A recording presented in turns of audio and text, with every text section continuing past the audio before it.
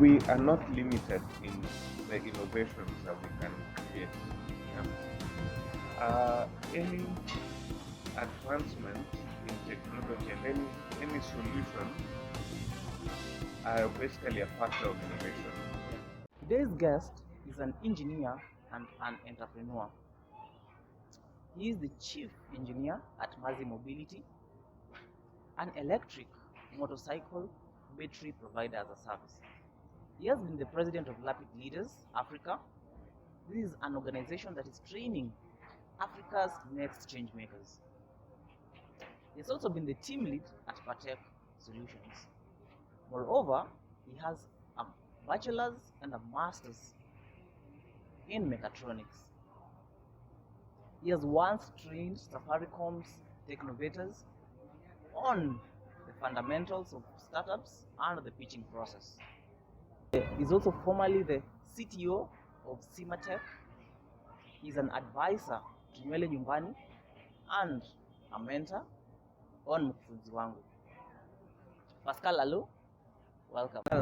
Karibu sana Leaders Community. How have you been? I've been good, Solo. How have you been? I'm also good. Yeah, so this is the first Leaders Community session after a very long time. Yeah, so I'm really looking forward to making it a great conversation.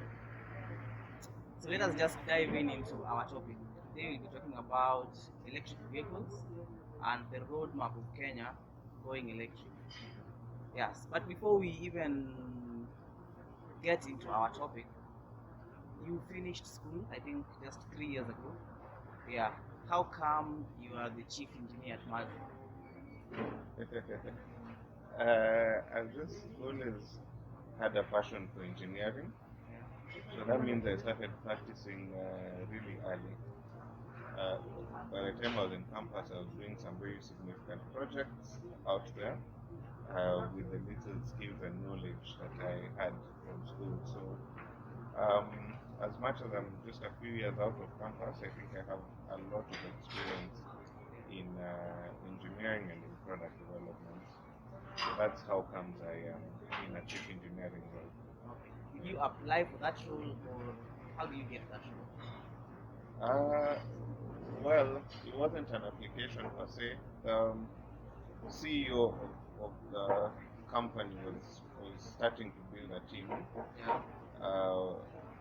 At the point where the company was at idea conception stage. So it was a referral through an old friend who had met when I was still startupping. So he sent the CEO my way and we talked, and the rest is history. Okay. Yeah. Congratulations on that. Yeah, and now on to going electric. What exactly is e-mobility? So the E in e-mobility stands for electric. Okay. So e-mobility is basically any form of transportation that uses electric energy. So it can be buses using electric energy, it can be trains, ships, bicycles, motorcycles, as our case, vehicles, anything using electric energy to transport people or goods. That's what we call e-mobility. Okay. And there's a lot of hype, I think, all over the world about going electric. So for Kenya, is it a distant dream or it's here with us? E-mobility is here with us, for sure. It is here with us. We already have electric vehicles on the road that use electric energy from different companies, and as well different types of vehicles. So motor vehicles, what we call cars, are already here and they're using electric energy. We saw some trending news recently about a Tesla that was shifting. As well, there are other taxi companies that are using electric energy, and also personal vehicles that are using electric energy. So e-mobility is definitely already here with us. Okay. And you've said that you have a skill set, an engineering skill set. So why electric vehicles? You could be doing any other thing. There's so many amazing engineering things you can do. So what exactly drove you to do electric vehicles? I think the time is very right for electric vehicles. Uh, it is what we need right now in a few ways. One, it's good for the environment, so getting away from fossil fuels as a means of powering vehicles to now electric energy. And as you know, Kenya's grid is actually around 75% clean. Yeah. So our power, electric power, is quite renewable and quite green. So e-mobility just feels like the perfect way to be part of something that is very radical and very transformative, and something that will really change the world. Yeah, so I enjoy being in this space because it is a space that's really going to transform the world. So I know you've talked about going electric being the thing that is going to change the world. But if you ask me, I think the internal combustion engine vehicles are just serving as well. Yeah. So why exactly should we embrace going electric for someone like me who doesn't know all the engineering and the technical things around going electric? Um, I mean, there's a few aspects to it. So if uh, you don't care about, the social aspect of it or the environmental aspect of it, Yeah. by all means, electric vehicles are much cheaper than internal combustion engine vehicles. Mm. Um, and that's because electric vehicles have very few moving parts. Yeah. Yeah?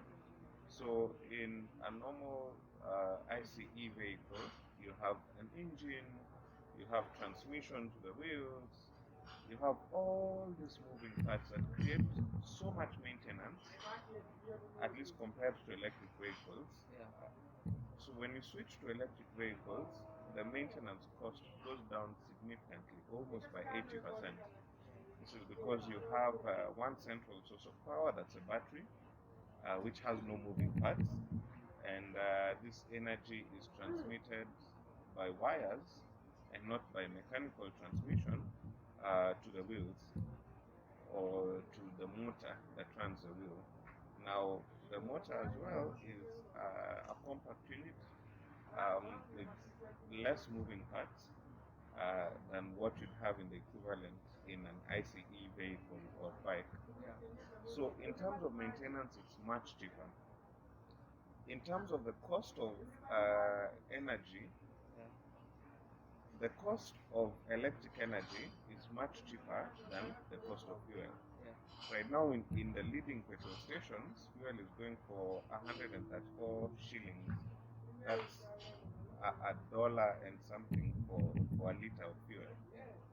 Um, the price of energy, especially if the energy is obtained from renewable sources, can be really low. Yeah. Yeah. Yeah. So it costs much less to run an electric vehicle than it does to run an ICE vehicle. Of course, now the bonus is that you get to save the environment while you're at it. Yeah. So green or rather electric vehicles have zero emission. This is when you're running them. Yeah. And of course, also you can even go and extend further. If they're charged using renewable energy, there's actually zero emissions in the process of recharging them. Yeah. And you can even go a step further, and if they're manufactured in environmentally sustainable ways, then they start to almost achieve zero emission throughout their life, from conception to use and etc. Yeah. So for those reasons, there isn't a reason why no one should switch or everyone should switch or not switch to electric vehicles. And how do you compare the buying price Mhm. when the vehicles are new for the internal combustion engine and the electric vehicle? How do you compare the buying price? So this is very new technology. electric vehicles are very new technology. So currently, uh, we still haven't been able to match the price point of the equivalent ICE vehicles. Yeah. And that's for a few reasons. One, because we still haven't, or the industry still hasn't achieved, true mass production. Currently, ICE vehicles are being produced hundreds of thousands of units per year. And we are still doing a fraction of that in electric vehicles. So the production cost is really high, but this is slowly improving. So for now, the cost of electric vehicles is slightly higher, maybe 150% of the equivalent ICE vehicle, but very soon that is going to change. And you said that going electric is here with us. So is our country prepared, Kenya in specific?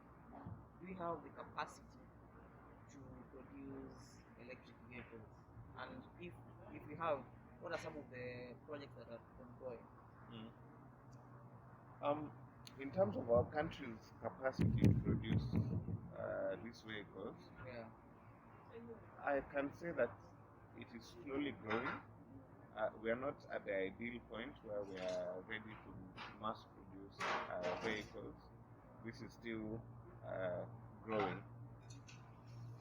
Now, that said, there are a few players who are in this space who are working on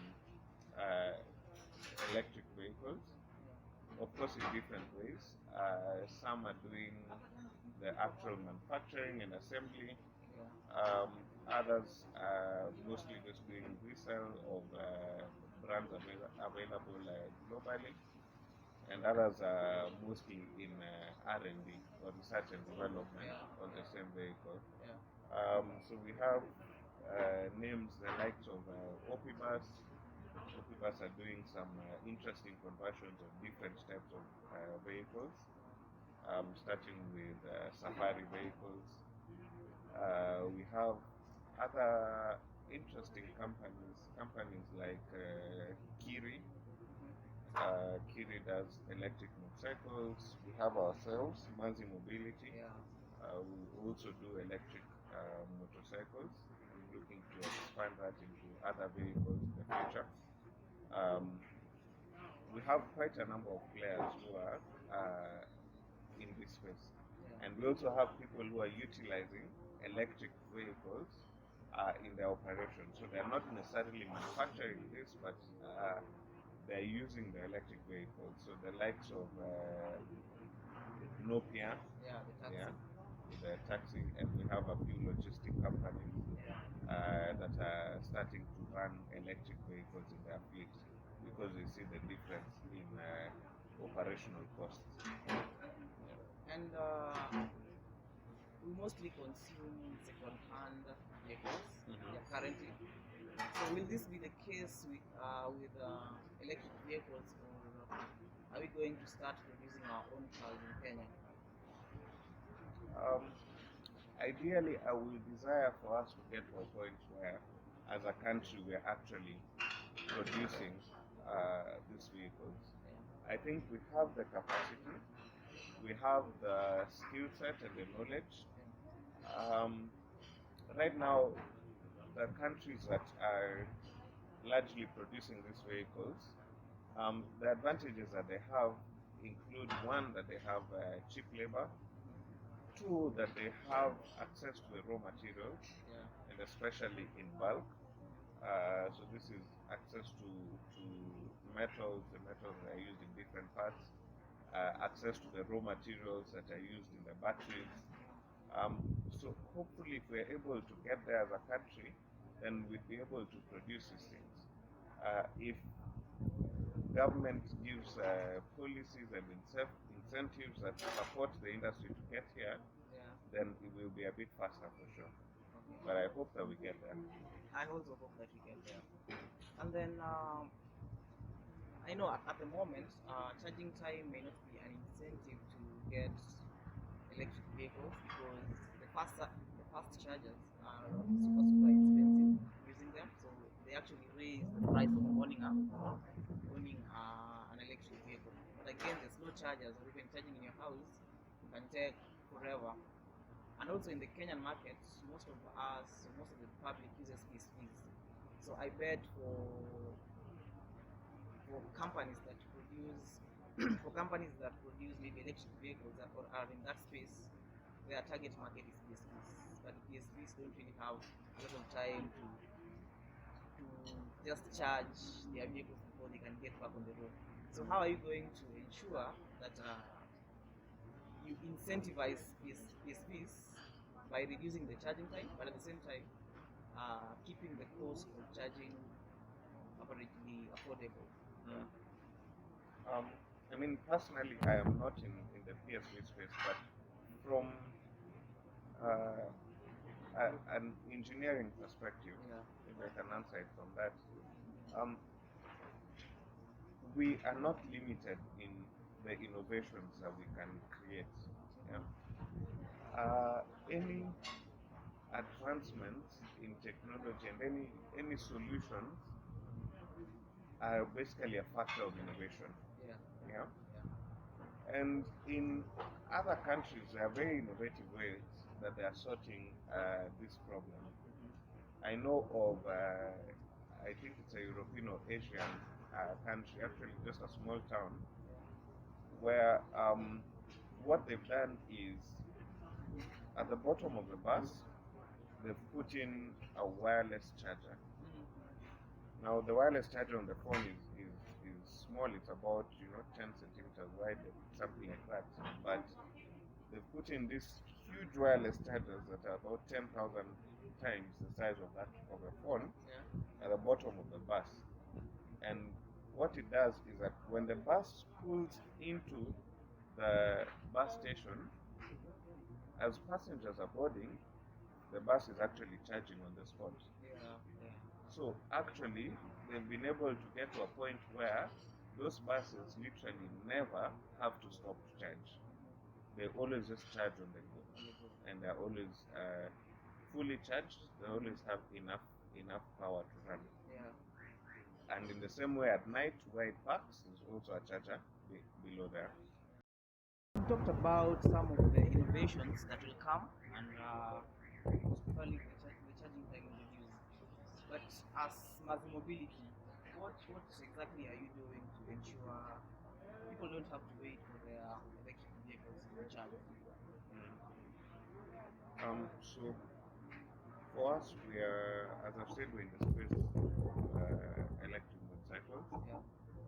That's what we're doing right now, and we have a different and innovative business model that we call battery as a service. So we're setting up what we call swap station infrastructure, such that you don't have to worry about waiting to stop and charge your battery. You simply come to one of our swap stations, take out your depleted battery, and take in a full battery. That way you get 100% fully charged battery in less than 60 seconds. So that's the innovative thing that we are doing to reduce on this bottleneck that is charging time, but also to create a very nice experience for our users. How long does it take? Does it take longer than changing a tire, swapping the battery? Much shorter. Much shorter? 60 seconds to swap. Okay. And then you mentioned about that if the government can really support going electric, then Kenya will have that capacity to ensure everyone is using is in e-mobility. So what are some of the things that the government has done to this point that you think really supports going electric?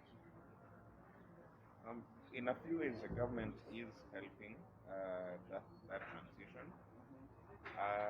So first, through the Kenya Bureau of Standards, KEBS, there's a technical committee that's being formed that's going to have the shareholders and stakeholders within this space that will aim to come up with standards to govern the electric vehicle industry in Kenya.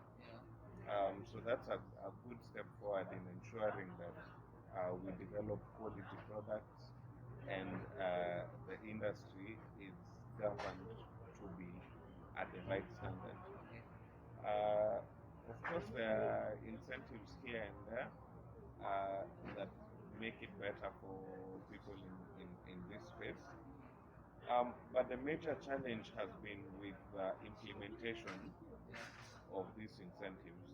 So you find that on paper or in policy, these incentives exist, but when you get to the ground where they're supposed to be implemented, the people in charge of implementing these incentives do not know of their existence, or they purposely or purposefully, I don't know, but they intentionally frustrate the implementation of these incentives.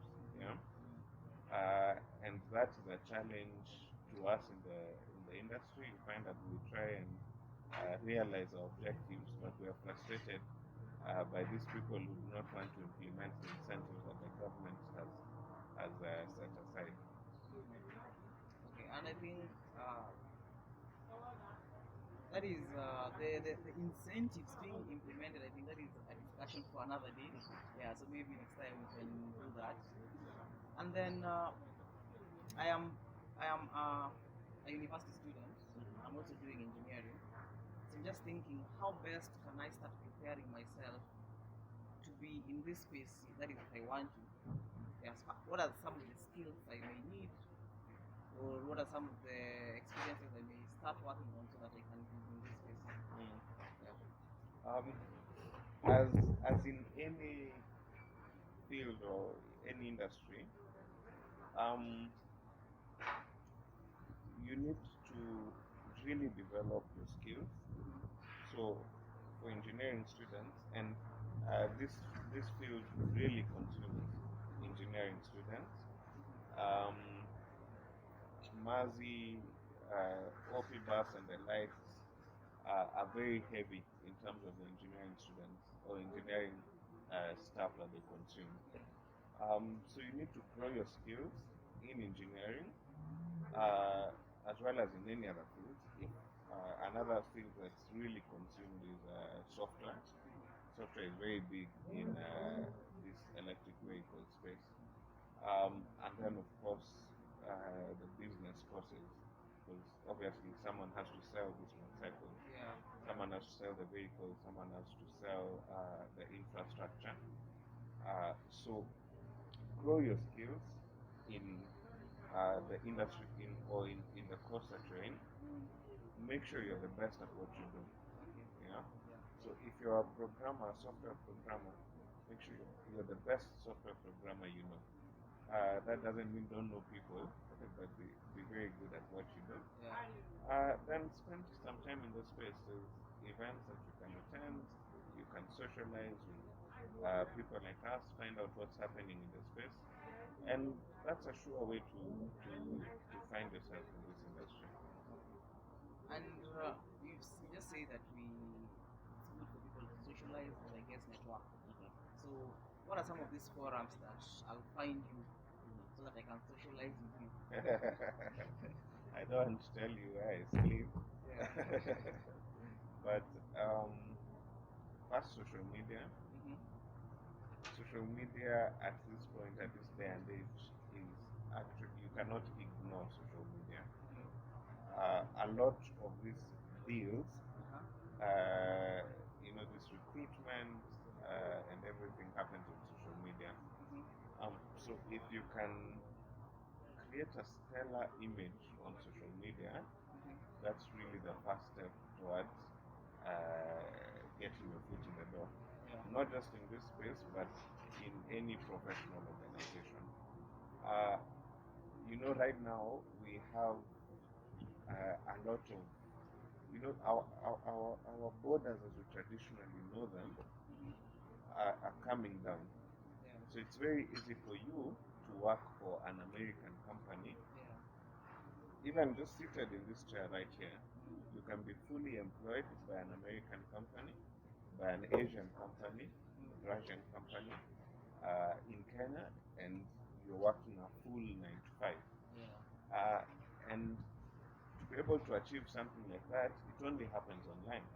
So it only happens when first you've worked out your skills, so your skills are really good, you have decent experience, then you've put this information online, someone is able to see Solo has this and this and this experience, they're able to do this and this and this in terms of skills, and they reach out to you and you successfully interview and you assume the position. And of course, this has been influenced by what is happening in the world right now. We have COVID going around, so of course that means that physical events are really limited. So 2 years ago, I'd be telling you about all the gatherings and all the hubs you should be in, but now really online is a place to perfect your image. Yeah. Okay. And then one final question. So in 30 seconds or so, when was the last time you did something for the first time? When was the last time I did something for the first time? Last weekend. Last weekend? Yes, I went snorkeling in the ocean for the first time. Okay. Yeah. Yeah, that is interesting. Okay, so thank you, Sana, Pascal. I hope you'll come back again maybe in a few years so that you see the progress you've made in going electric. Definitely. For Asante sure. sana. Tuonane. Haya.